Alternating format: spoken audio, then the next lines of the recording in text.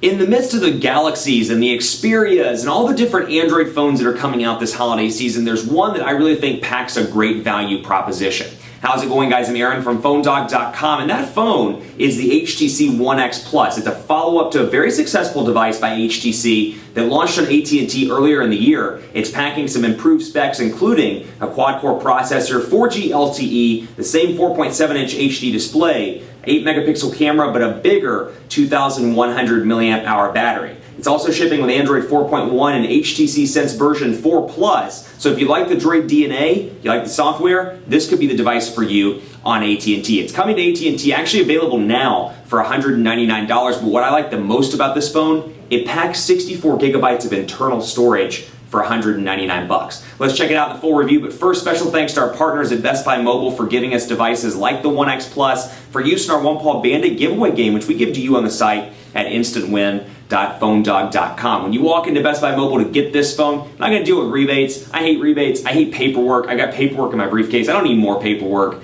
At Best Buy Mobile, you're going to walk out without paperwork or debit cards or all that jazz you have to deal with. And yes, I did just say jazz. That you have to deal with when you do a rebate. Let's take a look. One X Plus, is this it? Should you go with the Galaxy S3, the Note 2, the iPhone 5, or one of the other millions of devices that have come out this holiday season? We'll find out starting right now. Today's review centers around a device that I think is arguably the most underappreciated, perhaps undermarketed device this holiday season. Don't let this one fall out of your sights, friends. It's the HTC One X Plus. It's a revision of the One X, which was announced and released earlier in the year on AT&T. It's $199.99. It's available now, and it's available in kind of this jet black color, so you do lose the ability to choose white, and you do lose the red accents and things like that, but this is a powerful smartphone. It looks good, it retains a design that a lot of people like, and packs some killer specs for $199.99. The reason why I think this thing is underrated and underappreciated is because it brings some killer specs to the table, and it's going to get marketing support that's not quite up to par, at least I imagine, as other devices on the market. The Galaxy S3, the Galaxy Note 2, the Xperia TL, a lot of these are receiving love either from the OEM itself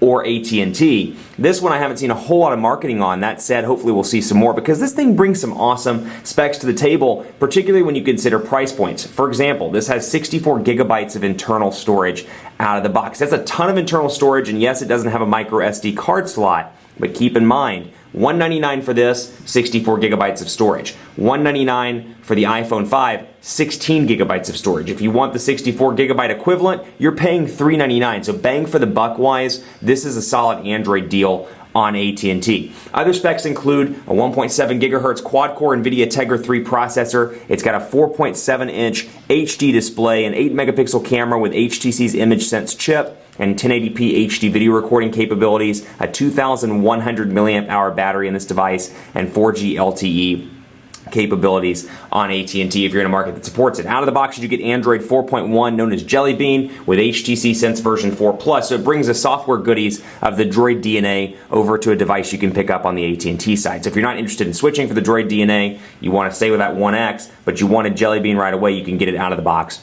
on this. So killer specifications. It's an evolutionary bump from the One X that was released earlier in the year, and it's still packing some killer specs. And it may feel a little bit thicker in the hand thanks to that bigger battery, but still it brings it up to speed to compete this holiday season. I like it.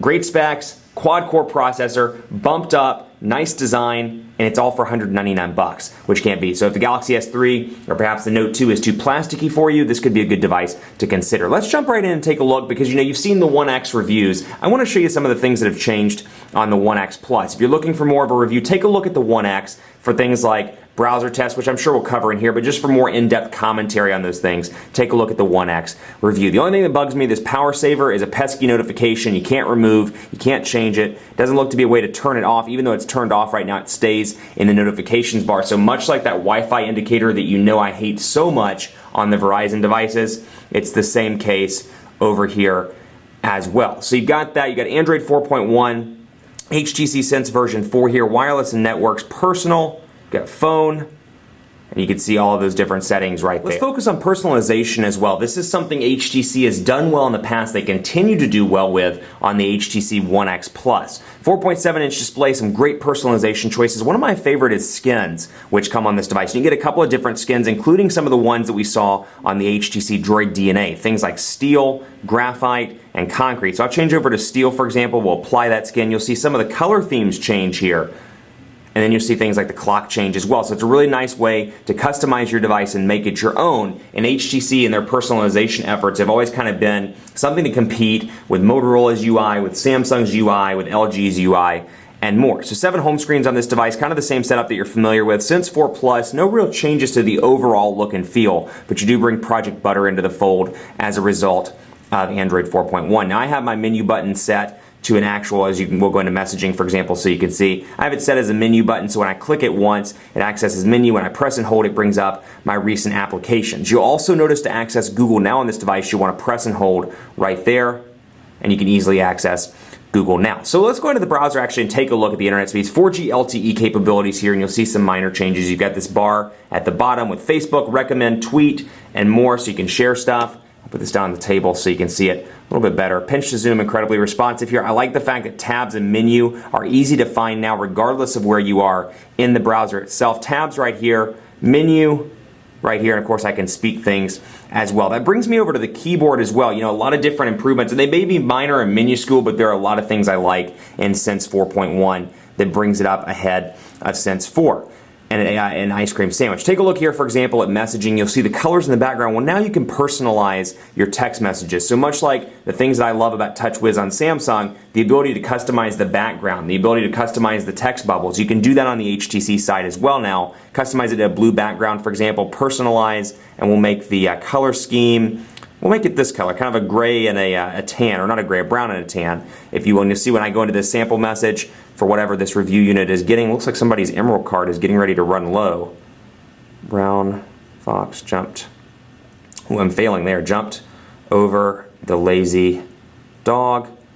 And the keyboard is incredibly easy to type on. HTC Sense keyboard has been around for some time. Sense 4.1 or Sense 4 Plus with Android 4.1 brings it up to a whole new level. I absolutely love typing on this keyboard. It's quick and easy to use, and with a 4.7-inch display in landscape mode, you should have no problem if you're buying this for somebody that's switching over from something like a BlackBerry or something with a physical QWERTY keyboard, perhaps an iPhone 4, something with a smaller display. They're going to love the added screen real estate on this device, especially in landscape mode on the keyboard. So easy to type on, that's something I really like. The Sense 4 keyboard is fantastic, and you get the gesture input as well. So if swipe is your thing, that's something to consider. And out of the box, you get Google Voice typing as well if you want to use your voice to transcribe a few things while you're in there. So you got that. All in all, really impressive all around on the keyboard front. They made some improvements to all that stuff. Jumping right into the call area, you can see this is typical HTC. No real changes to the overall look and feel. The buttons have received some minor changes, and these actually change with the skins and the themes. So you've got that ability there as well. Those will change depending on what color theme you go with. Now contacts, groups, and call history, all here, and you can access those easily. For example, my call to 611, call history, we can access right there. So no real changes there on the HTC side. Where there is a change though, I'm going to go back, and I know I'm kind of flipping around here, but I want to go back to personalization and show you one of my favorite lock screens that comes on Android 4.1. It's the productivity lock screen, and I like it because it shows the weather, it shows messaging, it shows calendar, and it shows any updates, and I can change the settings here and show what to display. So social feeds, social feeds, calendar, mail, messages, calls, I can either enable or disable those. And so when I get any of that stuff that comes in, typical HTC lock screen here, then I've got the Dallas weather, and then as I get stuff, it will pop up below Dallas weather. So I've got the ability to easily access, and I can either press and hold it and bring it into the circle to access weather directly, for example, or I can bring down a message or a phone call also. So they've really worked to enhance personalization here, and again, small features from Sense 4 Plus, from Sense 4, but still things that really are beneficial to consumers. And again, keeping in mind this is $199, it packs 64 gigabytes of internal storage and has the same build that people have loved as the HTC One X. This is going to be a device I think will do really well this holiday season if people know about it. So that's really nice. Power saver is actually pretty useful though. This is something as a result of the quad-core NVIDIA Tegra 3 processor. You can preserve CPU power, you can preserve display, vibration, data connection. You can turn that stuff on and off as you see fit. And then NVIDIA brings in a nice package now that their Tegra 3 processor is in a device that packs LTE. The Tegra Zone is here. And then you've got things like ME Infiltrator as well, AT&T Code Scanner, Family Map, got AT&T, My AT&T, Live TV, YP Mobile, and more. So we'll go into Tegra Zone and take a look at that really quickly, and you can see Spotlight, just things that really spotlight and highlight the Tegra 3 processor, how fast it works. I'm going to wait for it to load here. It's taking its time. Let's do this. Finding the best Android games just got easier. Tegra Zone apps, you can find cool games, you can find things that work only on NVIDIA Tegra 3 devices, and it gives it kind of an air of exclusivity. So when you get this device, you can play a game that perhaps your friend can't play on his Snapdragon S4 device. So it's loading up right now. Not sure why it's taking its sweet time. Let's go ahead and get started. And go into games, and I can see news and more. And I've got a ton of different stuff to choose from, some free, some paid. But I've got InVision, for example. I've got Avengers Initiative. I've got NBA 2K13. A lot of different options to choose from to really showcase the Tegra 3 processor. Also, speaking of showcasing it, I'm going to open up ME Infiltrator so we can take a look at the graphics and see how smooth they are. Oh, we need to download this. Here we go with the game. Finally downloaded and ready to go. The back of the device is a little bit warm now, but you can really see the power of that NVIDIA Tegra 3 processor. It's operating at 1.7 gigahertz. Mass Effect Infiltrator. Let's do this. Maybe I can... I'm terrible at playing games. I don't play games on my phone, so forgive me for my my terrible abilities here in advance on this game. Upgrade Storm, blah blah. Loading. This is probably why I'm bad at it. I don't listen to these things. Okay, cool. We'll go back and watch. You have to watch this. Well, actually, it's good to watch this because we can show off the graphics. Take a look at that. Really impressive. I'm going to bring it closer to the camera so you can see. But all around, really a nice device, smooth graphics, and again, keeping in mind that this is $199 and you get this quad-core processor, you get 64 gigabytes of storage, really a nice value proposition on AT&T. Stay tuned for part 2. We'll do quadrant standard speed test scores and more to test out the speed of the HTC One X Plus.